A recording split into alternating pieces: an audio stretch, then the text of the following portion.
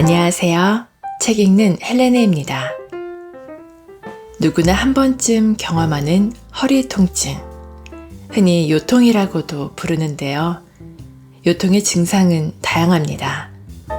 어떤 요통은 만성적으로 쿡쿡 쑤시며 또 어떤 요통은 극심하고 칼로 찌르는 듯한 통증을 유발합니다. 앉아있기가 어렵고 심할 경우 온몸이 마비된 사람처럼 움직여야 하며 화장실을 가는 것도 힘든 상태가 됩니다. 일상생활에 지장을 주는 이 요통은 흔한 만큼 치료법도 많습니다. 하지만 수술이나 주사, 약물 치료를 하더라도 원인을 해결하지 못하면 다시 재발하게 됩니다. 먼저 허리에 통증이 생기는 이유를 이해해야 하는데요.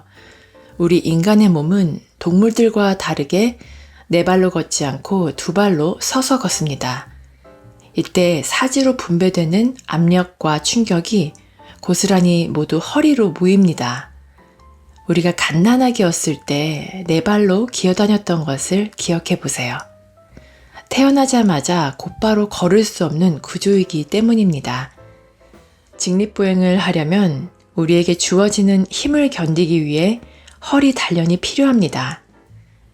요통의 가장 큰 요인은 내장 비만과 중심 근육의 약화입니다. 그 밖의 요인으로는 흡연, 직업적 특성, 나이, 관절염 등을 들 수 있습니다.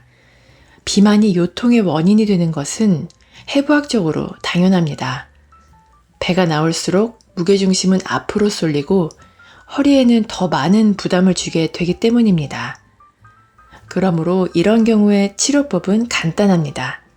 체중을 줄이면 그만큼 허리에 가해지는 부담도 줄어듭니다. 뚱뚱하지 않고 보통이거나 마른 사람에게도 요통은 발생합니다. 주요 원인은 엉덩이, 복부, 허리에 있는 중심 근육이 약하기 때문입니다. 흔히 코어 근육이라고도 하는데요. 이 부위의 근육, 인대, 힘줄로 구성된 중심 조직은 자연적인 척추 보조기 역할을 합니다. 이곳이 강하면 일상의 다양한 움직임에서 오는 충격을 잘 흡수하고 튼튼한 기초 체력을 갖게 됩니다. 반대로 이곳이 느슨하고 약하고 헐거워지면 요통이 발생하게 됩니다.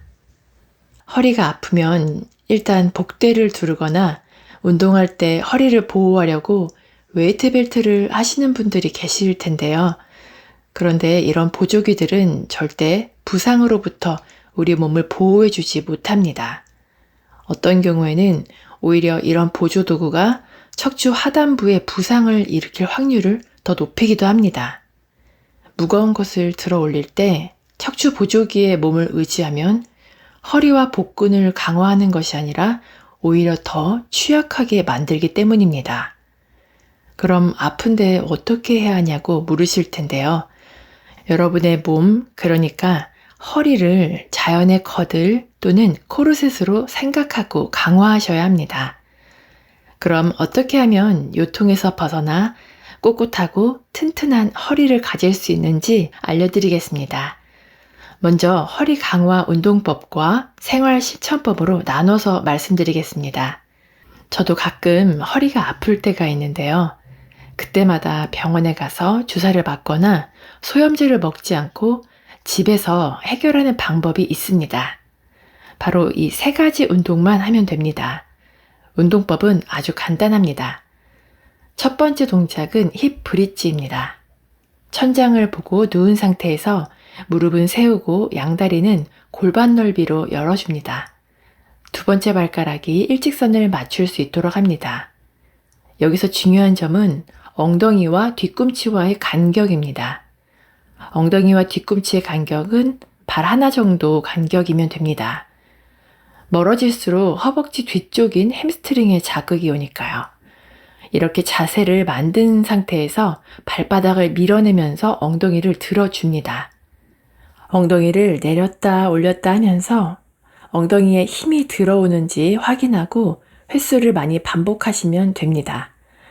이 동작을 하게 되면 엉덩이 근육에 힘을 많이 사용하게 되는데요. 현대사회에서는 많이 앉아있게 되면서 엉덩이 근육이 계속해서 약해지게 되는데 이 자세를 통해서 엉덩이 운동을 하시면 자세도 바로 잡을 수 있고 허리 통증에서도 벗어나실 수 있습니다. 두 번째 동작은 널빤지 자세입니다. 흔히 플랭크라고도 하죠. 팔꿈치를 바닥에 대고 엎드려 몸 전체가 널빤지처럼 평평하게 되도록 합니다. 등을 구부리지 않고 몸을 직선으로 곧게 펴니다. 머리를 아래로 향하게 해서 등과 직선이 되게 합니다. 엉덩이를 위로 들어 올리거나 배가 아래로 내려가지 않도록 주의합니다. 이 자세를 가능한 한 오랜 시간 유지합니다. 이 널빤지 자세는 몸속 가장 깊은 근육부터 가장 얕은 근육까지 온갖 근육에 영향을 미치는 탄탄하고 안정된 자세입니다. 이 자세를 취하고 있으면 몸 전체를 튼튼하게 하는 전신 운동을 하게 되는 건데요. 특히 어깨 관절은 물론이고 배, 허리, 골반 근육을 비롯한 중심 근육을 강화합니다. 또 오래 버틸수록 열과 에너지가 발산되면서 혈액순환이 촉진됩니다. 마지막 동작은 신전 운동입니다.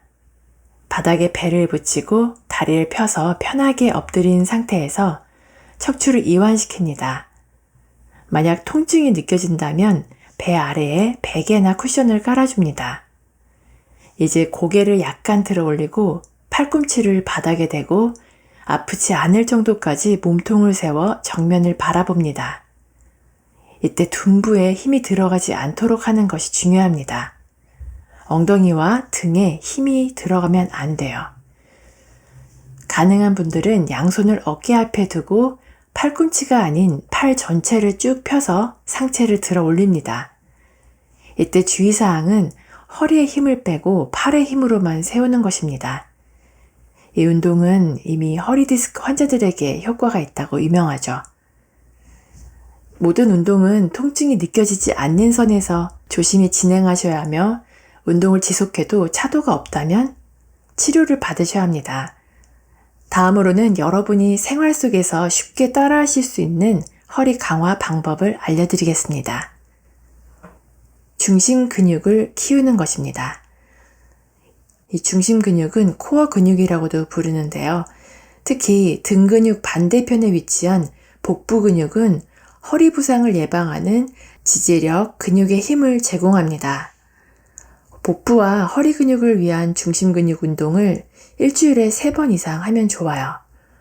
런지와 스쿼트 운동을 추가하면 중심 근육은 더 확실히 좋아집니다.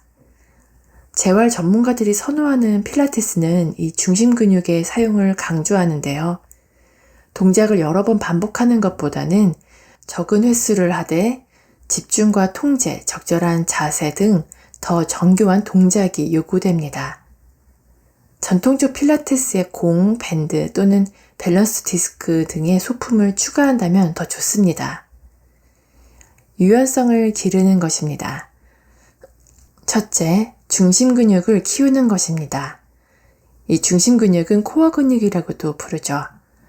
특히 등 근육 반대편에 위치한 복부 근육은 허리 부상을 예방하는 지지력, 근육의 힘을 제공합니다. 복부와 허리 근육을 위한 중심 근육 운동을 일주일에 3번 정도 하면 좋습니다. 런지와 스쿼트 같은 운동을 추가하면 중심 근육은 더 확실히 좋아집니다. 재활 전문가들이 선호하는 운동은 바로 필라테스인데요. 필라테스는 중심 근육의 사용을 강조합니다. 동작을 여러 번 반복하는 것보다는 적은 횟수를 하되 집중과 통제, 적절한 자세 등 더 정교한 동작이 요구됩니다. 전통적인 매트 필라테스에 공, 밴드 또는 밸런스 디스크 등의 소품을 추가한다면 더 좋습니다. 두 번째는 유연성을 기르는 것입니다. 힘과 유연성을 동시에 기르고 싶다면 요가가 좋습니다. 요가는 부수적인 근육을 발달시키는 데 도움이 많이 됩니다. 걷기 같은 유산소 운동도 요통에 도움이 되는데 계속 움직이는 것이 허리 근육을 강화하기 때문입니다. 세 번째는 염증을 막는 것입니다. 허리가 끊어질 것처럼 아플 때는 먼저 얼음찜질을 하셔야 합니다. 얼음을 20분가량 대고 있으면 통증 부위의 염증이 가라앉습니다. 얼음찜질이 끝난 후에는 혈액순환이 좋아지는데 이것은 상처 조직의 독성 화학물질을 제거하는 것입니다. 24시간에서 48시간 얼음을 이용한 후에는 온열찜질로 전환해야 합니다. 수건이나 온열 패드, 찜질팩 같은 것을 이용해서 혈액순환을 촉진하면 상처를 빨리 낫게 해줍니다. 한편 얼음찜질 직후 혈액순환이 증가하는 것도 그 자체로 온열 효과를 나타냅니다. 온열 찜질을 할 때는 통증이 경감되지만 찜질 후 그 부위가 차가워지면 다시 뻣뻣해지는 느낌이 들 수도 있습니다. 온열 찜질은 한 번에 20분 이상 하지 않아야 화상을 예방할 수 있습니다. 이부프로펜 같은 소염제도 통증과 염증을 줄일 수 있는데요. 의사들은 근육 이완제를 처방하거나 근육에 국소 마취제를 주사해 근육 경련을 막고 단단하게 뭉친 것을 풀게 합니다. 아스피린의 원료인 버드나무 껍질도 이부프로펜만큼 효과적일 수 있고요. 복부에 대고 문지르면 위장장애를 예방합니다. 또 다른 치료법은 바닥에 누워 작은 타월을 말아 허리에 대고 등 근육을 스트레칭하는 것입니다. 이 자세로 스트레칭을 15분 정도 하면 등이 재정렬됩니다. 이 시간에 명상을 하면 일석이조겠죠. 네 번째는 일어나서 움직이는 것입니다. 바닥이나 침대에 계속 허리를 의지하면 결국 통증을 더 악화시킵니다. 아프더라도 일어나서 움직여야 근육이 제대로 돌아옵니다.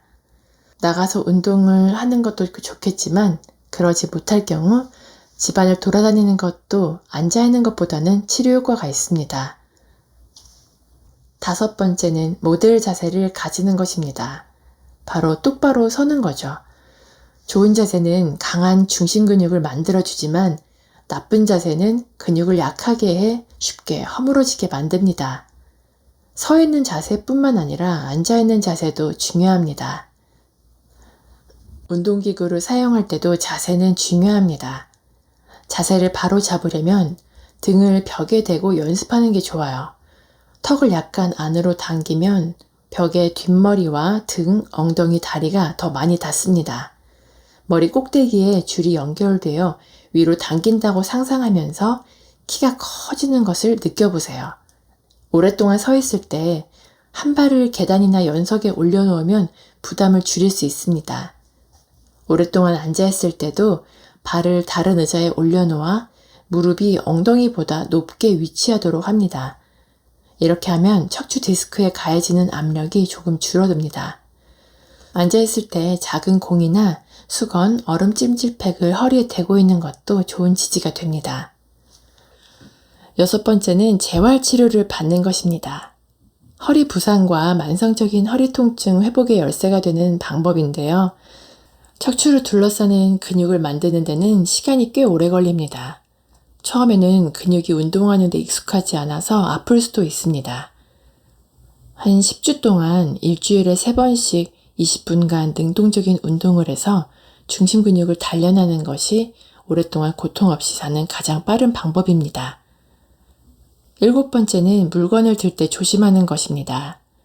우리가 뭔가를 떨어뜨렸을 때 그것을 줍기 위해서 허리를 많이 굽히는데요. 이렇게 90도로 허리를 구부리는 것은 물리학적으로 봐도 많은 문제의 원인이 될 수 있습니다. 허리를 90도 정도 굽히면 척추 디스크에 부담을 줘 갈라지거나 일부가 밖으로 삐져나와 신경을 누르게 됩니다. 허리를 굽히지 말고 무릎을 굽혀서 스쿼트 자세로 물건을 집어보세요. 런지나 스쿼트가 좋은 운동이 되는데 다리 근육을 강화해 바닥에서 물건을 집을 때 몸에 부담이 없게 만듭니다. 또 하나의 방법은 기다란 집게를 사용해 허리를 구부릴 일이 별로 없도록 하는 것입니다. 마지막으로는 굴리는 것입니다. 안마 볼이 있으면 좋고 없으시면 테니스 공 같은 것을 한두 개 정도 양말에 넣습니다. 이 양말 주머니를 허리의 아픈 부위 밑에 놓고 누워서 좌우로 번갈아 구릅니다. 꼭 허리가 아니라 어깨나 목, 등도 이 방법은 특정 부위를 타깃으로 마사지하는 효과가 있습니다. 저는 고등학생 때 허리 통증이 너무 심해서 병원과 한의원에서 치료를 받았었는데요. 오래 앉아있는 게 허리에 가장 안 좋은 것 같았습니다. 네, 엄청 고생을 해서 매일 스트레칭과 운동을 하며 관리해오고 있습니다. 그래서인지 지금까지 허리 때문에 병원에 가는 일이 없습니다. 혹시 요통으로 고통받고 계신 분들이 계신다면 오늘 알려드린 방법들을 활용하셔서 허리가 건강해지시기를 바랍니다. 오늘도 끝까지 저와 함께 해주셔서 감사드리고요. 구독과 좋아요, 댓글, 알람 설정은 제게 큰 힘이 됩니다. 즐거운 하루 보내시고 다음에 또 만나요.